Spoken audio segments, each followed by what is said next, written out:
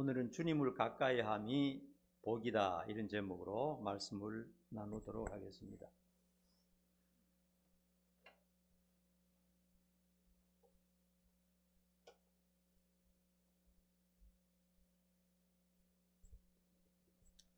지난 5일에 여러분들이 다 알듯이 광주 여고생이 일면식도 없는 모르는 23세 남성에게 살해를 당했다 하는 비참한 소식을 들었습니다. 참 놀라운 일입니다.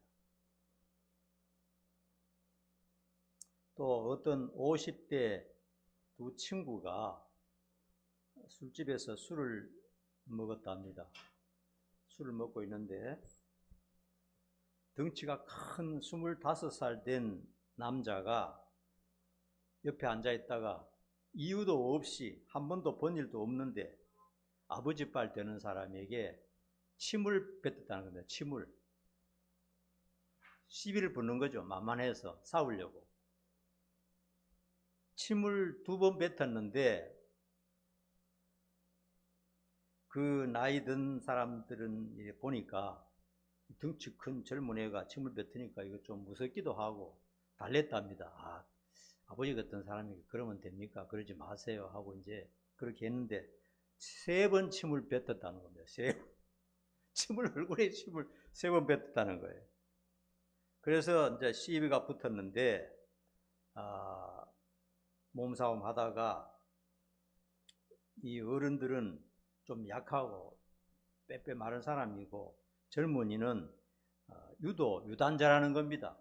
그래서 집어 던져가지고 기절을 했는데 병원에 가서 보니까 영구적인 식물인간이 되고 말았다 그래요. 방송에 나왔더라고요. 여러분, 이 사실은 뭘 말하느냐?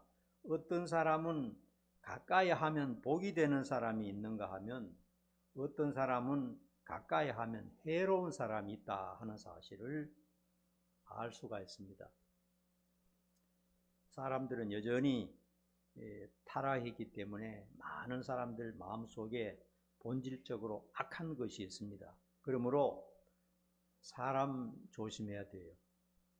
조금이라도 어떤 악이 보이면 그냥 시비하지 말고 자리를 피하든지 도망을 쳐야지.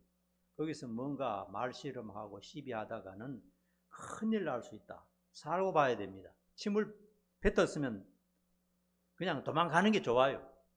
그런 사람 건드려 봐야 덕될 게 없어요. 도망가서 뭐 경찰에 신고를 하든지 해야 되지. 거기서 붙었다가 큰일 나는 수가 있다 하는 것입니다.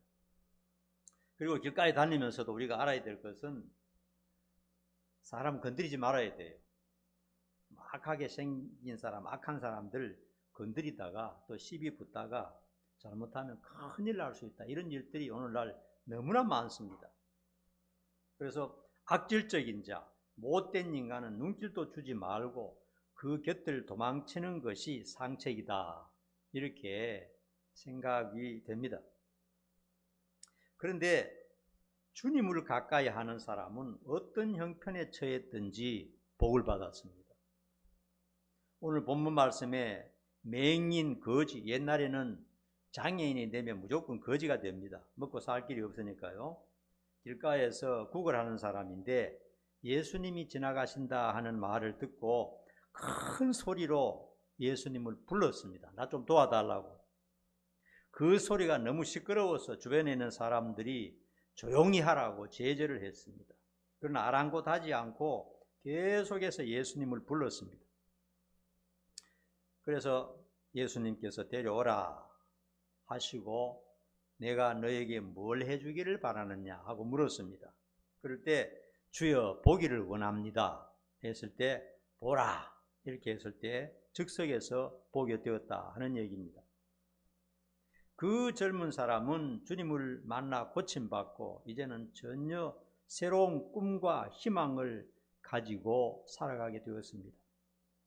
태어날 때부터 참 불행하게도 맹인이 되어가지고 참 꿈도 꾸지 못하고 거지나 되어서 일평생 살아가야 되는데 주님을 만나서 눈을 뜨게 되었으니 얼마나 다행스러운 일입니까? 그래서 주님께 가까이 다가가는 것은 인생을 바꿀 수 있는 엄청난 기회가 될 수 있다 하는 것을 이 사건에서 우리가 알 수가 있습니다. 신약 성경에는 이러한 말씀이 너무나 많습니다. 그 중에서 오늘 몇 가지만 한번 생각해 보십시다. 첫 번째요, 중풍병 든 청년이 들것에 들려서 주님께 다가가서 고침을 받았다 하는 말씀이 있습니다. 청년입니다.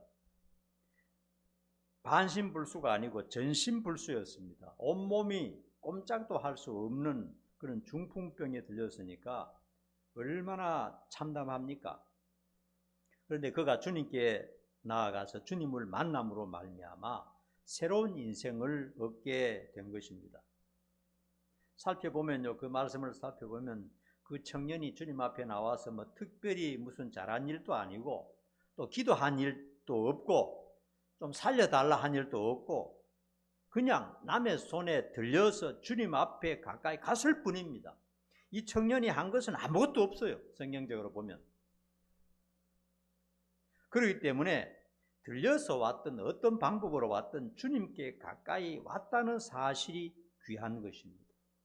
주님께 가까이 갔으니까 이 청년이 중풍병에서 해방되고 새 삶을 시작하게 되었습니다.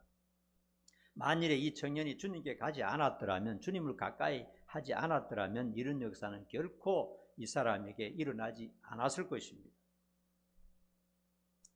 또 두 번째로요, 12년 동안 혈유병으로 고통받던 여인이 주님께 가까이 다가가서 즉석에서 고침을 받는 사건이 기록되어 있습니다. 그 여인이 믿음을 고백한 것도 아니고 과거에 뭐 선행을 한 것도 아니고 죄를 회개한 것도 아닙니다. 아무것도 한 게 없어요. 12년 동안 병으로 모든 것을 다 잃고 절망에 빠져서 우울증으로 살아가던 그런 불쌍한 여인이었어요. 그런데 그가 가까이 갔을 때 그 고통스럽던 질병에서 고침을 받은 것입니다. 주님을 가까이 하는 것이 질병을 낫게 한다는 힌트를 우리가 받을 수가 있습니다. 세 번째로는요, 광야에서 수만 명이 주님 곁에서 배가 고팠습니다. 주님께서는 도시락 하나를 가지고 그 모든 사람을 배불리게 하셨습니다. 그들이 주님께 가까이 있었다는 것 때문에 배고픈 문제가 해결된 것입니다.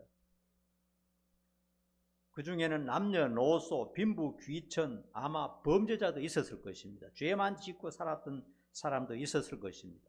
중요한 것은 그들이 주님 가까이 있었기 때문에 그들에게 당면한 문제가 해결되었더라 하는 것입니다. 네 번째 사건은요, 가늠하다 현장에서 붙잡힌 여인이 주님 앞에 끌려 나온 사건입니다. 당시 법으로 보면 그런 사람은 그 자리에서 돌로 쳐서 죽여야 됩니다. 그게 법이었어요. 그러나 사람들은 그 여성을 죽이지 않고 예수님을 함정에 빠뜨리기 위해서 질질 끌고 주님 앞에 왔습니다. 이 여인은 그 순간이 어떻겠습니까? 수치와 공포로 상상을 초월했을 것입니다. 그리고 예수님 앞에 끌어와서 예수님께 물었습니다. 선생이여, 율법으로 말하면 돌로 당장 쳐 죽여야 되는데 당신은 사랑하는데 당신 생각은 어떤지 한번 말해 보시오. 이렇게 예수님을 시험을 했습니다. 그리고 그 사람들은 회심의 미소를 지으면서 이제 예수님을 올가미에 몰아넣을 수 있다 이렇게 생각하고 있었습니다. 만일에 예수님께서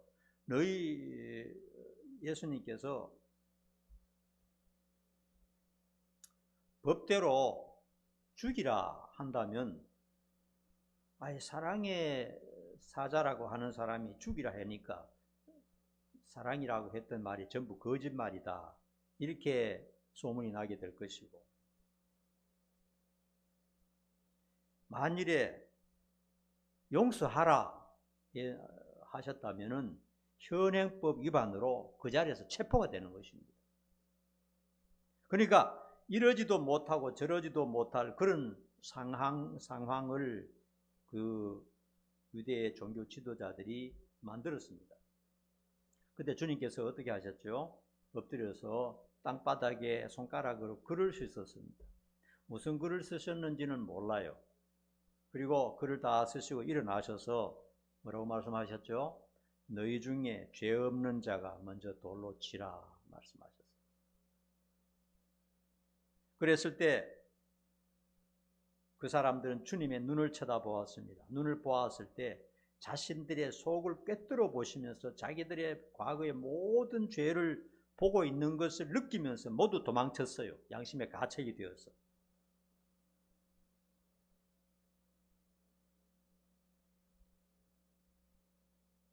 어떤 사기꾼이요, 사회적으로 좀 성공한 사람들에게, 다수에게 편지를 했답니다.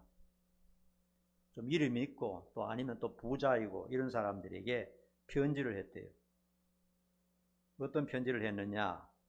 당신이 한 일을 다 알고 있다. 당장 이 계좌로 돈 100만 원을 보내지 않으면은 세상에 다 알리겠다. 너희 가족들에게도 알리고 세상에 알리겠다 했더니요, 그 중에 70% 이상 되는 사람들이 돈을 보내왔답니다. 그러니까 사람들은요, 남의 죄에 대해서는 냉혹합니다. 남의 죄에 대해서는 죽여야 된다고 떠들어댑니다. 그런데 사실은 자기 역시 죄인이라는 사실입니다. 숨기고 있는 것이죠. 그러니까 예수님 앞에 여인을 데리고 와서 전부 죽여야 한다, 이런 죄인은 살려둬서는 안 된다고 하던 사람들이 예수님께서 하시는 말씀을 듣고 나 역시 똑같은 죄인이라는 것을 깨닫고 양심의 가책이 되어서 전부 다 도망쳤다 하는 것입니다. 얼굴도 들지 못하고 쭈그리고 공포에 떨고 있는 여인에게 예수님께서 말씀하셨습니다. 너를 정죄하는 사람들이 있느냐 하고 물었습니다. 그러니까 여성이 정신없이 앉아있다가 주변에 둘러보니까 수백 명이 막 죽이라고 고함치고 난리였는데 둘러보니까 한 사람도 없거든요. 그러니까 아무도 없습니다, 주여 없습니다 하고 말했어요. 그때 예수님께서 뭐라고 말씀하셨느냐? 나도 너를 정죄하지 않고 용서하니 가서 다시는 죄를 범하지 말라, 그렇게 말씀하셨던 것입니다. 이 여인이 회개한 것도 아니고 자발적으로 주님을 찾아온 것도 아니고 주님을 믿은 것도 아닙니다. 죄를 짓다가 살기가 등등한 사람들에게 들켜서 질질 끌려 나온 것입니다. 예수님을 가까이 한 것이 자기 자발적으로 살기 위해서 온 게 아니에요. 끌려서 억지로 나왔어요.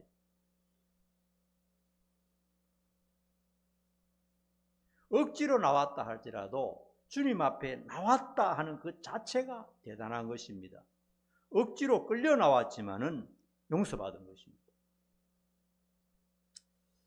사회에서 좀 이름 있는 사람들이요, 자기 부인은 교회 다니는데 자기는 안 다닌 사람이 많거든요. 그러다가 이제 간증하는 걸 들었습니다. 제가 사실은 신앙생활을 하지 않고 교회를 안 다녔는데 마누라 등살에 못 이겨서 마누라에게 끌려서 교회에 나왔다 그러는 거예요. 마누라에 끌려서. 나는 나오기 싫었는데, 나는 불교였는데, 제사 지내는 사람이었는데 마누라에게 끌려서 나왔다는 겁니다. 진짜 끌려서 나온 겁니다. 끌려서 나와가지고 죄 용서받고 새 사람이 되었다 하는 그런 간증들을 많이 들었습니다. 여러분, 끌려서 나와도, 교회까지 오고 끌려서 나와도 주님 앞에 나왔다는 것, 여기에 소망이 있고 희망이 있는 것입니다.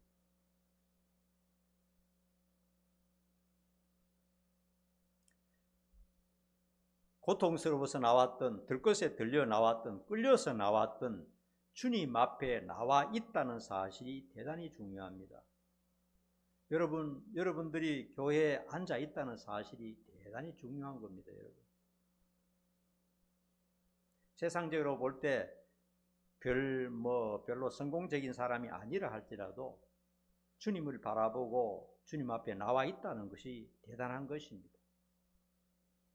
그래서 주님 앞에 찾아 나와서 죄로 인하여 죽어야 할 사람이 주님 앞에 있었기 때문에 살게 되었다 하는 사실을 이 여인을 통해서 알 수가 있습니다. 마지막으로 한 가지 더요. 나인성 과부의 아들이 죽었습니다. 장례를 하게 되었는데 장례 행렬에서 주님을 만나게 되었습니다. 이 사건은 어떤 의도성도 없고 그냥 우연히 만났습니다. 예수님이 걸어가는 길에 장례 행렬이 오다가 우연히 만났어요. 만나려고 한 것도 아니고 예수님을 찾아온 것도 아니고 그저 길 가다가 장례 행렬에서 울고 불고 하면서 우연히 마주쳤습니다. 여러분, 우연히 마주친 것도 여러분 복이 된 것입니다. 주님께서는 우연히 만난 그 장례 행렬을 보고 울고 있는 과부의 눈물을 보시고 죽은 아들을 그 자리에서 살려주셨습니다. 죽은 아들이 예수님 만났기 때문에 살아났어요. 이처럼 어떤 방식이든지 주님을 만났다는 것, 주님께 다가갔다는 것, 주님을 가까이 했다는 것 자체가 너무나 귀한 일이라는 것을 알 수가 있습니다. 여러분, 이런 사실을 알고 성경을 가까이 할 때 주님이 얼마나 귀하게 보이고 얼마나 크게 보이고 얼마나 감사한지 몰라요. 이렇게 주님 앞에 어떤 모습으로 왔든지 간에 배후에 하나님의 역사가 있다 하는 사실을 깨닫게 되는 것입니다. 여러분.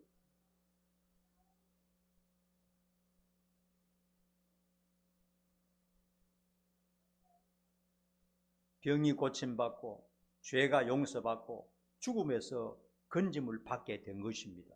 인생이 완전히 바뀌게 된 것입니다. 여러분은 세상에 어떤 나쁜 사람을 만나면 내 인생이 완전히 절단나지만은 예수님 앞에 가까이 다가간 사람은 실패한 사람이 없어요. 전부 다 문제가 해결되고 소원이 해결되고 죽음에서 살게 되고 구원과 영생을 받게 된 것입니다.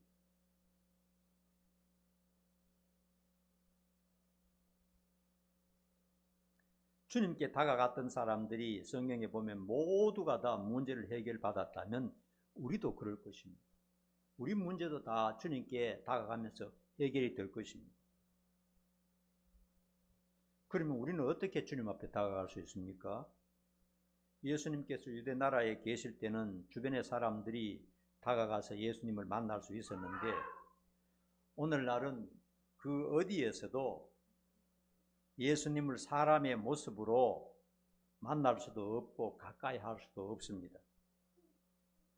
어떻게 해야 주님께 우리가 다가갈 수 있습니까? 우리는 이미 다 알고 있습니다.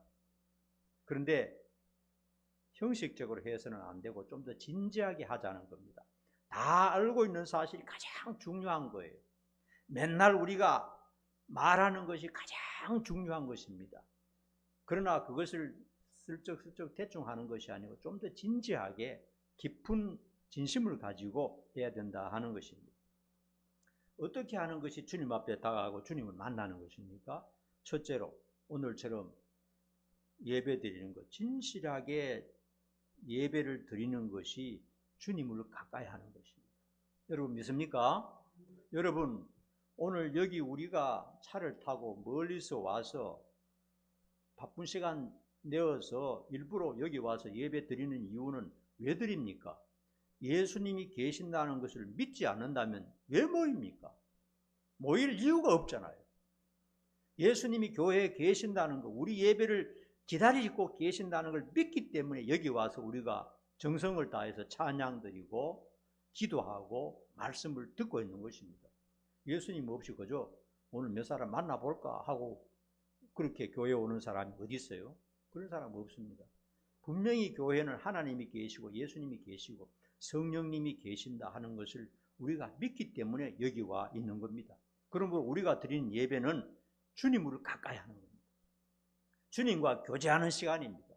주님을 기쁘게 하는 시간입니다. 주님께서 우리 곁에 계심을 믿고 영과 진리로 예배 드릴 때 하나님과 예수님과 가까이 하는 것입니다.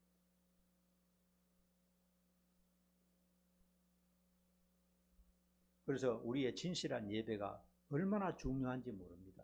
세상 사람들이 와서 우리 교회를 들여다본다면 이것들이 뭐하냐, 몇 사람 모여서 뭐하냐 이렇게 할 수 있을지 몰라도 우리는 분명히 마음에 믿습니다. 우리가 예배 드릴 때 하나님이 계시고 예수님이 계시고 예수님과 교제한다는 것을 믿기 때문에 예배 드리는 겁니다. 이런 진지한 마음을 가지고 늘 예배에 참여해야 되는 겁니다. 그 다음에는 기도와 회개가 주님을 가까이 하는 것입니다. 우리가 주님을 만나기 위해서 어디에 가도 육체를 가지신 주님은 다시는 만나지 못합니다. 그가 계시던 유대 나라 예루살렘에서도 주님은 없습니다. 그러나 주님께서는 기도하는 방법을 가르쳐 주셨습니다. 우리가 기도할 때 주님께서 우리의 기도를 모르신다면 왜 기도하겠습니까? 우리가 회개할 때 주님이 보시지 않는다면 왜 회개하겠습니까? 주님이 우리의 기도를 들으시고 우리의 회개를 보신다는 걸 믿기 때문에 기도하는 것 아닙니까? 주님께서는 이렇게 말씀하셨습니다. 내 이름으로 무엇을 구하든지 내가 시행하리라 이렇게 말씀하셨어요. 우리가 기도하는 것에 대해서 주님께서 직접 시행하신다고 약속을 하셨어요. 그러므로 여러분 꼭 기도하셔야 됩니다. 기도하지 않는 사람은 반드시 기도하셔야 됩니다. 아는 것만으로는 충분하지 않고 매일 기도하는 것이 주님을 가까이 하는 겁니다. 무릎 꿇고 기도하는 것이 제일 좋고요. 걸어 다니면서 기도해도 돼요. 무릎 꿇기 싫으면 방 안에서 이렇게 돌면서 주님 앞에 자기의 마음을 내놓고 기도할 수도 있습니다. 길게 기도할 수 없으면 짧게라도 주님 이거 좀 도와주십시오. 주님 이 문제가 있는데 이 문제 좀 해결해 주십시오. 이렇게 기도할 수도 있고요. 또 성경을 읽으면서 책상 앞에서 글로 서도 됩니다. 저도 이제 기도할 때 무릎 꿇고 기도할 때도 있지만은 주로 많이 하는 것은 성경을 읽으면서 어떤 감동이 와요. 주님이 곁에 계시는 걸 확 느낄 때가 있어요. 그리고 저절로 이 펜을 들고 이 아이패드에다가 이렇게 기도문을 씁니다. 하루에 한 10페이지 정도 쓰는 것 같아요. 억지로 쓰는 게 아니고 그냥 저절로 써지는 거예요. 기도문이 저절로 써져요. 그리고 어떤 문제에 대해서 교인들에 대해서 우리 자녀들에 대해서 그리고 이 나라 이민족에 대해서 그냥 하나님이 주시는 감동대로 전부 다 글을 쓰면서 예수님의 이름으로 기도합니다. 이렇게 기도할 수가 있는 겁니다. 그러므로 여러분이 잘할 수 있는 방법대로 다양한 방법으로 할 수 있습니다. 길을 걸어가면서도 할 수 있고요. 또 음식을 하면서 또 기도할 수 있고요. 또 무릎을 꿇고 할 수도 있고요. 또 소파에 앉아서도 할 수가 있습니다. 글을 써서 할 수도 있고요. 다양한 방법으로 무슨 방법으로 하든지 주님 앞에 늘 매일 기도해야 됩니다. 그래야 주님의 도움을 받을 수 있고 그것이 주님을 가까이 하는 방법입니다. 기도한다고 할지라도 바로 응답이 안 될 수도 있어요. 그러나 세월이 지나고 보면은 다 응답이 된다는 것을 깨닫게 되는 것입니다. 그 다음에 가장 중요한 게 뭡니까? 한번 맞춰보세요. 그렇죠. 다 알고 있습니다. 오늘. 성경을 가까이 하는 것이 주님을 가까이 하는 것입니다. 성경을 펴는 것은 주님 앞에 앉는 것이고요. 성경 앞에 마음 먹고 앉는 것은 주님 앞에 앉는 것입니다. 분명한 사실입니다.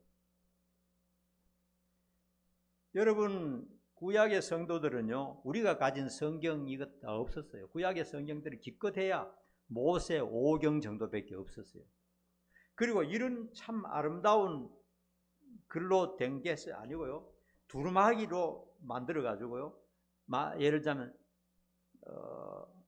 창세기 한 권이 한 보따리입니다. 한 보따리. 몇 장 몇 절도 없어요. 그리고 수천 년 전에 글을 아는 사람이 몇 사람이나 됩니까? 우리나라에도 1, 200년 전에는 글 아는 사람이 몇 명 안 되었어요. 그렇기 때문에 이 성경을, 하나님의 말씀을 가까이 한다는 것이 얼마나 어려웠습니까? 그런데 저는 이 성경을 보면서 너무나 신기하게 생각해요.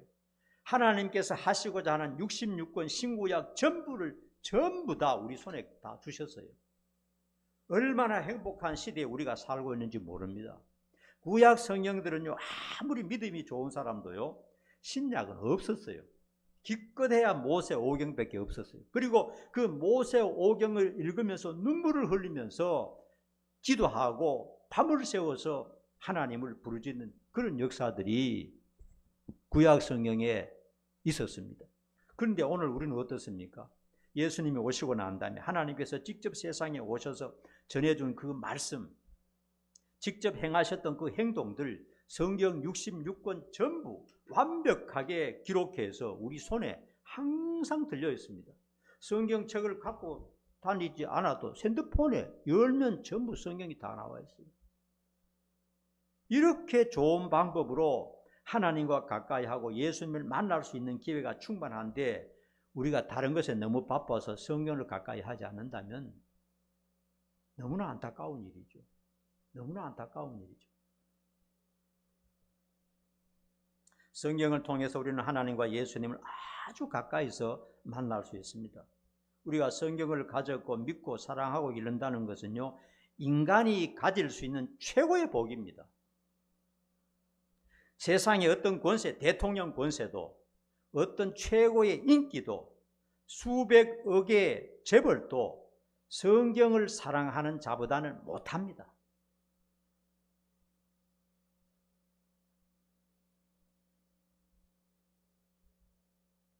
성경을 가지고 성경을 사랑하는 것이 얼마나 큰 축복이라는 사실을 아무리 강조해도 부족하지가 않아요.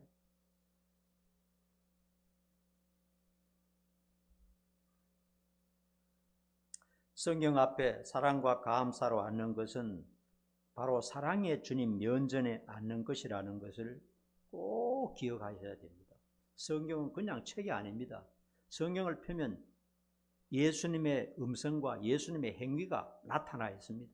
예수님께서 물리로 막 뛰어가시는 모습이 성경에서 막 보입니다. 얼마나 놀라운 일입니까?